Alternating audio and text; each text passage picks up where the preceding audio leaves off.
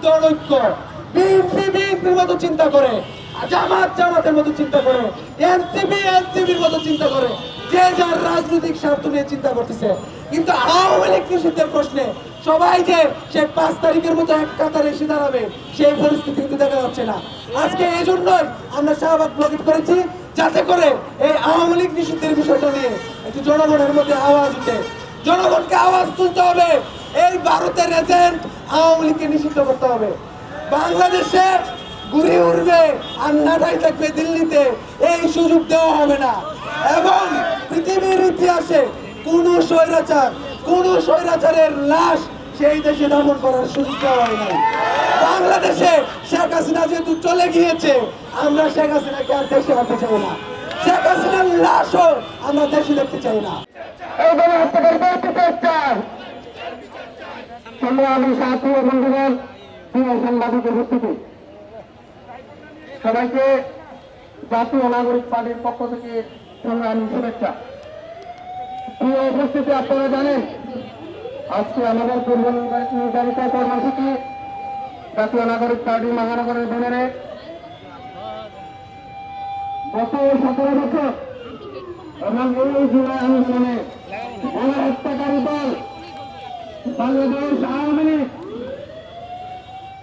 এদেশের মানুষের বুকে যেভাবে গুলি চালিয়েছে, তাদের সন্ত্রাসী বাহিনীকে ব্যবহার করে যেভাবে এদেশের মানুষদের হত্যা করেছে, আমরা সেই হত্যার বিচারের দাবি নিয়ে আজকে এই শাহবাগে দাঁড়িয়েছি।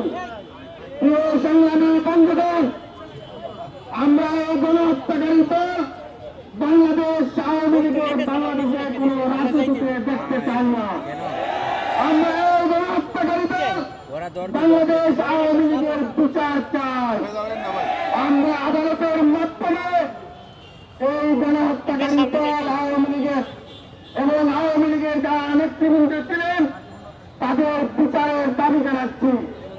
আমরা আজকের এই সমাবেশ থেকে বলতে চাই, আওয়ামী লীগের বিচারের পূর্ব পর্যন্ত তাদের সকল ধরনের রাজনৈতিক কর্মকাণ্ড এবং তাদের যে প্রতীক এবং নিবন্ধন রয়েছে সেই নিবন্ধন বাতিল করতে হবে, সেই নিবন্ধন বাতিল করতে হবে এবং বিচারের মধ্য দিয়ে আওয়ামী লীগকে নিষিদ্ধ করতে হবে।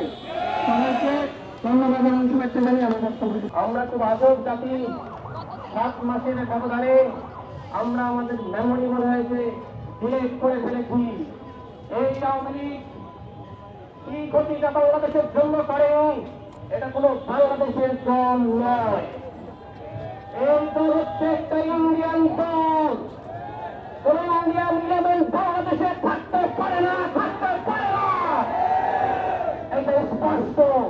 যারা ইউনিয়ন দিবে আওয়ামী লীগের পক্ষে কথা বলবে বুঝতে হবে তারা হচ্ছে আওয়ামী লীগের ব্রিটিশ শক্তি সেকেন্ড থার্ড ফোর্থ টিম হিসেবে বাংলাদেশে কাজ করতেছে।